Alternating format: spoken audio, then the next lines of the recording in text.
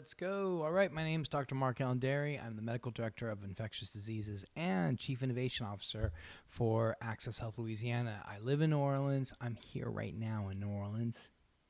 And I serve as co-chair for the ACOI Infectious Diseases Subspecialty Section. Now, while the pandemic endures, together with the ACOI, hello ACOI, I am continuing to update you on COVID-19 news, but I'll be covering COVID less frequently during these videos and going forward so that we can intersperse other topics to keep you up to date on relevant issues of the day as seen through the lens of osteopathic health and providing principle-centered care to our patients. Now, as providers, we have drastically seen how the realm of public health has influenced our professional lives. Whether we serve in academia, in administration, in research, in private practice, or within the hospital setting, COVID-19 has become synonymous with the term public health recently, and it has dominated our dialogue over the last year and a half, and rightly so. But we all know that there are other issues that deserve attention too. So, together with the ACOI, we will continue to share information on COVID-19 and now other public health concerns as well. So I also want to remind you of very important upcoming events, which brings me back to reminding you about the 2021 ACOI Convention and Scientific Sessions. We are going to be together again, yes, October 27th through the 30th in Orlando. Registration and hotel reservations are being taken now. Hurry, because I hear that there are limited hotel rooms at the convention hotel. So sign up today. I want to see you there. I'll be there talking because that's what I do. Okay, so on to the stories. This month we're focusing on June being Pride Month, and to answer the question, why is health equity so important? And we just want to say happy Pride to all of our brothers and sisters and family members in the LGBT community. All right, so as we're nearing the end of June and Pride Month, and as you can see, I got it right, as you can see in that really heavily backlit window there is a Pride flag flying that I have there. We can't see it. I didn't record last night because I thought I could see it today, but I couldn't see it last night. Can't see it today. But as you can see, that the flag flying behind me, this is something that's especially important to me. And since I work in infectious diseases, I also have a large number of LGBT clients that are my patients as well, especially those that are living with HIV. But let's face it, we all have patients who are in the LGBT community. They're gay or lesbian or transgender, and they're not fully disclosing their sexuality to us as their healthcare providers. And as providers, we need to pave a clear and open communication path to help our LGBT patients know that they don't need to keep their sexuality from us. In fact, it is very important for us to communicate to our LGBT patients that they will not face stigma or judgment from us, their healthcare providers, by coming out to us. And one thing that I do personally is that I make sure that there are rainbow flags as well as the transgender flag as well. And there's actually one flag that encompasses it all. It has the trans flag in the corner. It has a black and brown stripe as well to include those in communities of color, and then it has the pride flag. So it really kind of is all in one. And actually, just this morning, we're in discussions of having our entire clinic system, which is over 400 people, start to wear pins with our clinic name as well as that flag as well. And that's really the best way to help individuals in the LGBT community to feel comfortable, because these are the sorts of signs that people are looking for. But many members of the LGBT community continue to fear stigma and keep their identity hidden. They may not mean to do so because sharing their sexual identity orientation with us can be somewhat scary, yet it's important that they do so. And why? Because we want to provide the right care, and talking about sexual behaviors is essential when it comes to healthcare. Certainly in my world, which I specialize in STIs, that certainly is the most important thing for me, at least. So it affects what type of screenings our patients may need for certain sexually transmitted infections. It's so important, and it's so important to get comfortable to talk about this sort of stuff. But it's also part of the patient-centered care that we stress as principle number 2, which is creating meaningful and pervasive relationships with our patients. And that simply can't happen when our patients don't feel comfortable enough to know who they are without fear of stigma and judgment. So let's be clear and take down every obstacle that may keep our patients from being who they are with us. And it's up to us to promote equity and fairness in healthcare. And I just want to say, my father was an optometrist in the early 80s in Los Angeles, and he oftentimes tells the story, because in those days there was no HIV test.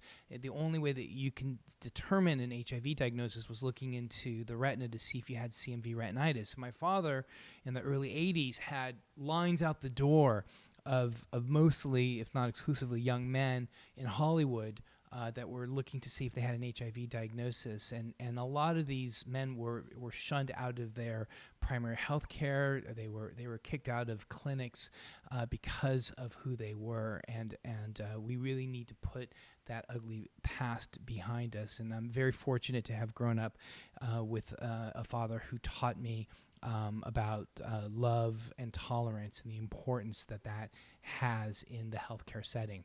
All right, so let's commit to the LGBT health. So how can we commit to LGBT health?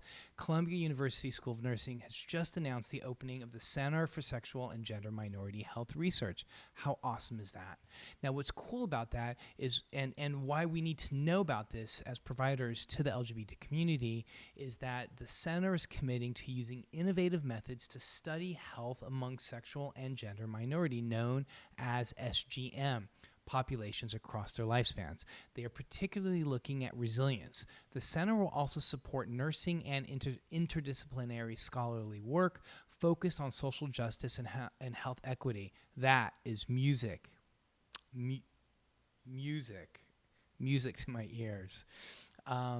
So again, they scholarly work focused on social justice and health equity. Oh, I love that. All right. Now, the goal is to eliminate sexual and gender minority-related health disparities. And again, I love this, right? So what's extra awesome about this is that they're also looking at the impact of stigma and how being marginalized and discriminated against impacts the health of LGBT individuals, something that we all ought to be aware of. Now, the facts are that SGM individuals experience worse physical and mental health than their heterosexual peers and face an increased risk of cardiovascular diseases, certain cancers, substance abuse disorders, depression, and suicidal behavior. Care access has been studied for SGM populations, and the findings have been disturbing. More than half of all respondents reported that they have experienced either refusal of needed care. This is not 1980 when my dad was practicing, or 1981 or 82 when my dad was practicing in LA, right? This is insane, right? So let me say that again. This is unbelievable, right? So more than half of respondents reported they've either experienced refusal of needed care, or healthcare professionals using harsh or abusive language with them. Yo, what's up with that? No, not to be tolerated at all. Some have even actually some are blamed for their health status by healthcare professionals, and some professionals have been physically rough or abusive. No, not to be tolerated whatsoever. A transgender study in 2015 conducted in the U.S. found that almost 25% of people of trans experience admitted to not seeking necessary medical care because they feared being discriminated against. And it's no wonder people feel this way. In the U.S., 8 states have enacted laws that restrict LGBT people's rights, including, and that's according to the Transgender Law Center, which, by the way, has an extremely informative website tallying legislation that affects SGM populations. Check it out in the link below. Columbia is one of the leading voices in helping to raise awareness of and improve LGBTQ health, and I, for one, will be following the research that continues to come out of that program. And again, lastly, let's just be very, very clear here. that we need to embrace everybody as healthcare providers, and we need to embrace our patients, and it's nobody's fault for anything, really. We are all humans. And let me just say this. Human sexuality is very, very complicated, okay? If your sexuality is very, very simple, great, love it, good for you. But a lot of people's sexuality are very, very complicated. Their sexual relationships are complicated. It's not up to us to make or pass judgment. It's up to us to make sure that we find solutions to the problems that they bring to us. Okay, so, all right, let's talk about the impact of the impact of the pandemic on LGBT individuals. And this is especially rough, especially amongst youth. But let's go through the story.